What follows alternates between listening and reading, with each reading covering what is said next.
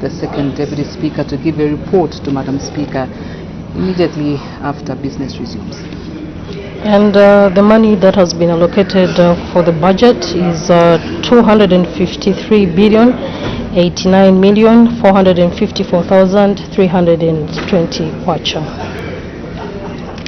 And so just about now, we leave you with live visuals as we await for the resumption of business in a few seconds from now. Good afternoon.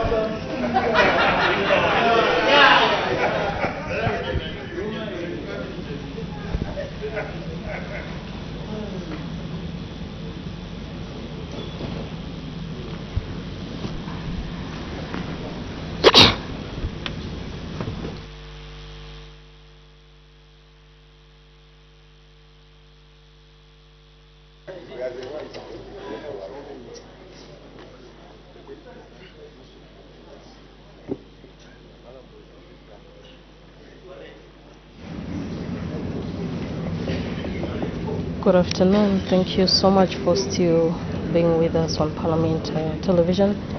So bells are ringing.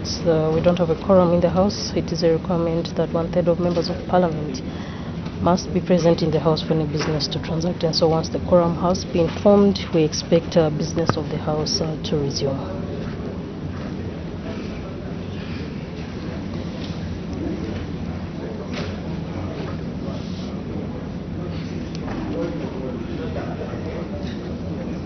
We don't have a quorum yet, so let's wait for the quorum. We don't, maybe when we... Yes. Yes.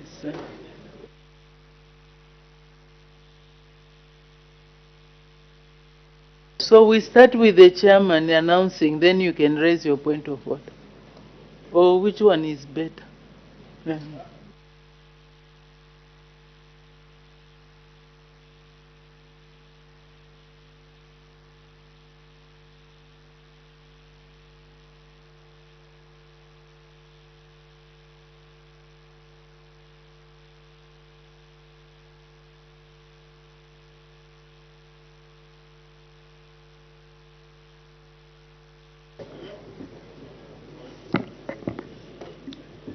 Madam Speaker,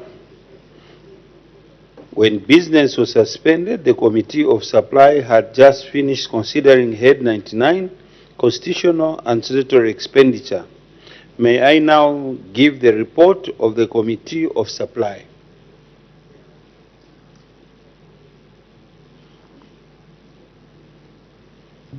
Thank you very much. You can, there is a point of order, maybe we can suspend that report. Thank you, Madam Speaker. Madam Speaker, I rise on a very serious point of order. Honorable Katotobwe. Madam Speaker, is Honorable Katotobwe in order to remain quiet and not to express happiness that the Constitutional Court has thrown out the contempt of proceedings against members of this House? Is in order to remain quiet, Madam Speaker? I need your serious ruling, Madam Speaker. Thank you very much, Honorable Minister of Home Affairs and Internal Security.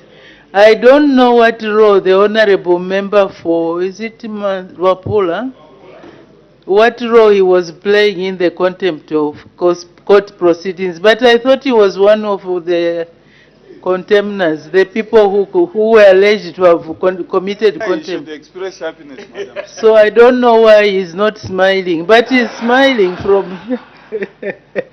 So I was also going to say that, honorable members, what was scaring you, I told you There is no need to worry. The matter was dismissed for it was misconceived with cause.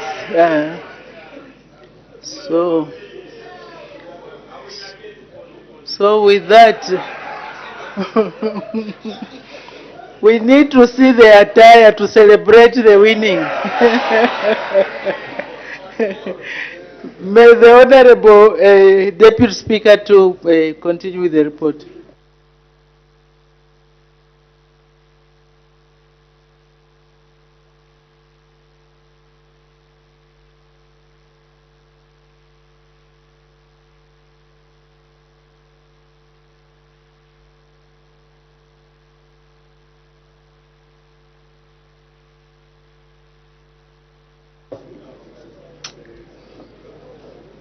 Madam Speaker, I have to report to the House that the Committee of Supply has agreed to the estimates of revenue and expenditure, including capital and constitutional and statutory expenditure for the year 1st January 2026 to 31st December 2026 with amendments. I now hand over the report of the committee to you, Madam Speaker.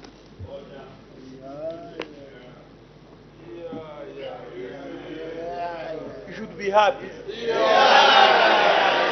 Happy.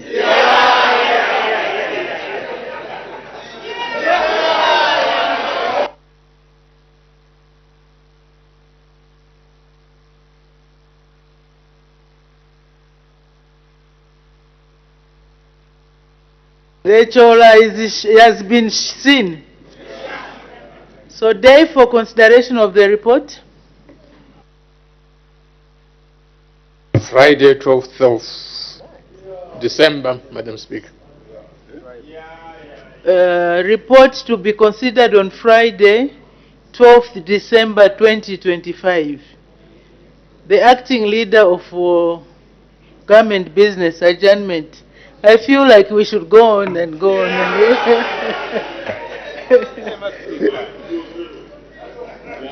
Madam Speaker,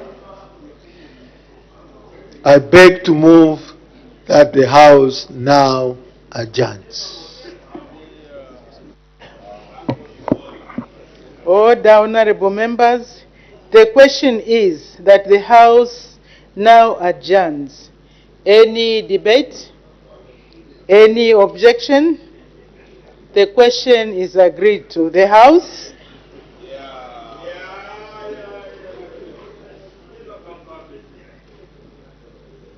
is now adjourned.